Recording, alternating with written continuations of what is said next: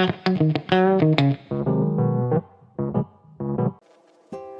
అండి, fish fry ఎలా తయారు చేసుకోవాలో చూపించేస్తాను రండి. అది కూడా రెస్టారెంట్ స్టైల్లో ఇంట్లోనే సింపుల్గా తయారు చేసుకోవచ్చు.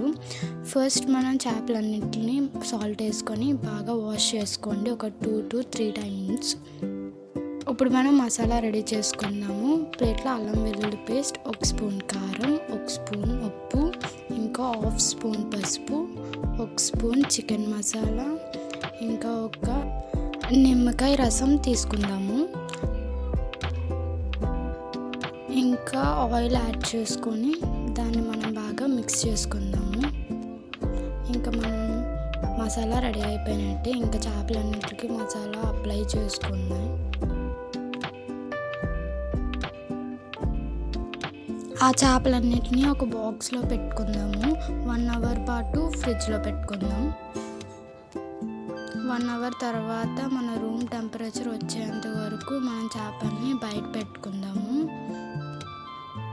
తర్వాత ప్యాన్ పెట్టుకొని ప్యాన్లో ఆయిల్ వేసుకొని మనం జీడిపప్పు ఫ్రై చేసుకుందాం. ఫిష్ వేసేటప్పుడు సిమ్లో పెట్టుకోండి, లేకపోతే నాలాగే ఆయిల్ పైకి తూలిపోతుంది.